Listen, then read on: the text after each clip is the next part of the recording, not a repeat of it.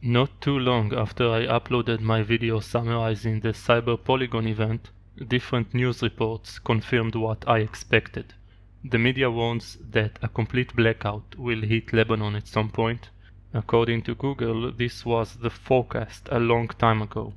Emergency lines in France stopped working for a couple of hours. This incident resulted with 3 deaths. Alleged Chinese hackers hacked the New York City metro system. This happened back in April, but was reported in June. In my video on Polygon, I betted that these will be Russian hackers. Apparently I was wrong about the hacker's identity.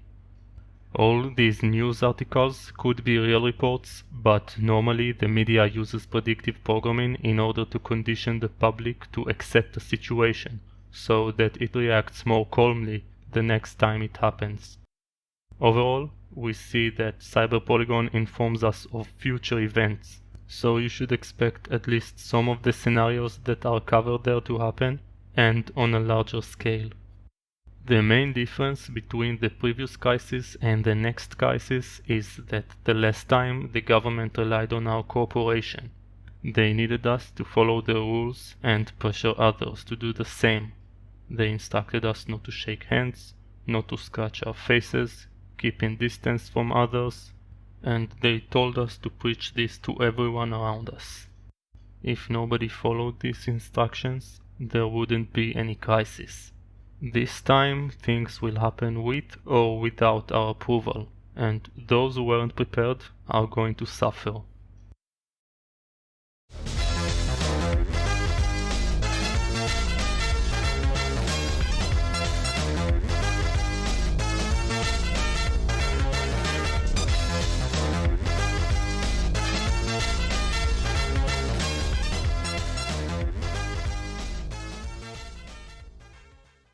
ולהציג את קווי היסוד של מדיניות הממשלה, שהיא ממשלת חילופים, הרכבה וחלוקת התפקידים בין השרים. חבר הכנסת, מכובדיי,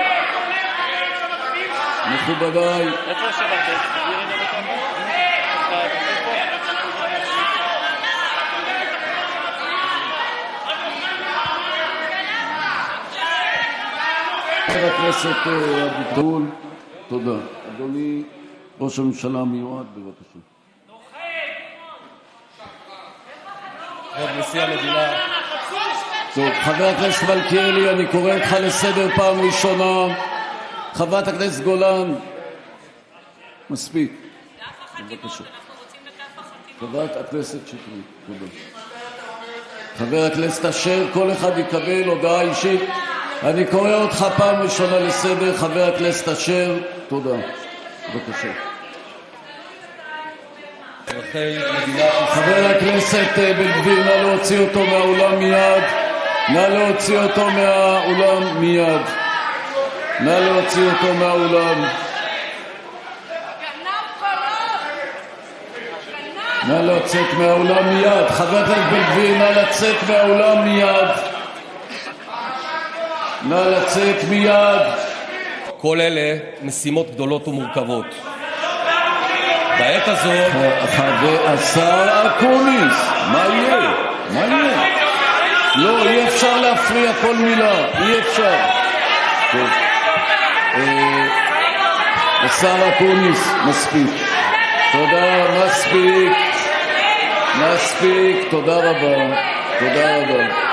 מספיק. השרה תמנו, אני לא צריך... השרה תמנו, אני לא צריך לזה. תודה רבה. אני רק חושב... טוב, רבותיי, מספיק כבר. מספיק. תודה. מספיק. השרה רגב, מספיק. אני לא רוצה להוציא שר החוצה. השר אמסלם, באמת, אתה לא תשאיר לי ברירה. אתה לא משאיר לי ברירה, אל תעשה את זה. תודה על העזרה, חברת הכנסת השכל, לא הייתי מסתדר בלעדיי. בבקשה.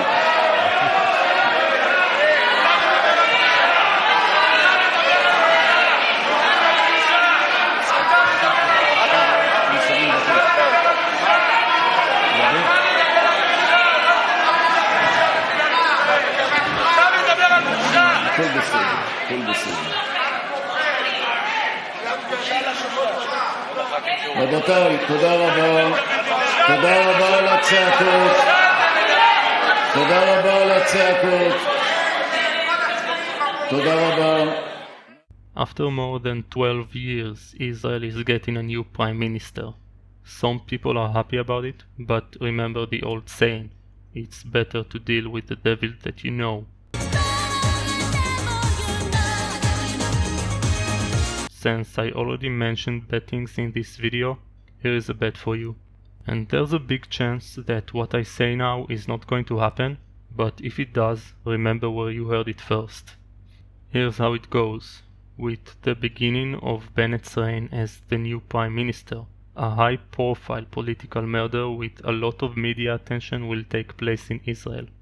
This murder will give the government an excuse to take more civil rights away from citizens so that it can continue to implement the social credit score system that Bennett wants so dearly, which is his main goal for his term as prime minister.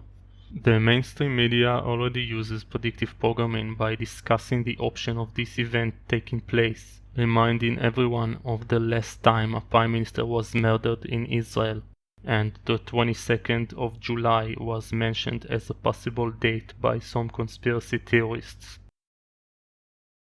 In other news, a 23-year-old man stabbed a 14-year-old kid to death for not wearing a mask in a supermarket in the Netherlands. The media is silent about the reason, but if you still depend on them to tell you what happens around the world, you deserve what you get. And don't expect them to tell you that Canada is following Australia's footsteps in becoming another Western country, turning into China. It's voluntary, and parents are asked for consent, but those 13 and older can legally choose the vaccine on their own. Young people can still get the vaccine at other clinics and pharmacies as well. After a few of my videos were censored, I made a backup to my channel. My video on Mount Meron's false flag was blocked to some viewers in Israel. My video on Israel's internal affairs is age restricted. Many subscribers can't get notifications when I upload a new video. There is no one to talk to on the other side for small channels like mine. So if something happens to this channel and you want to keep hearing from me, now you know where to find me. For those of you who shared my work on social media, I want you to know that I really appreciate it. My content doesn't get exposure on this platform, so that's my only way of reaching new viewers. The next video I'll upload will explain how identification works behind the scenes. If you want to learn why finding your fingerprint on an object doesn't prove that you were in contact with this object, or how video footage may lead to your misidentification, this explanation might be interesting for you.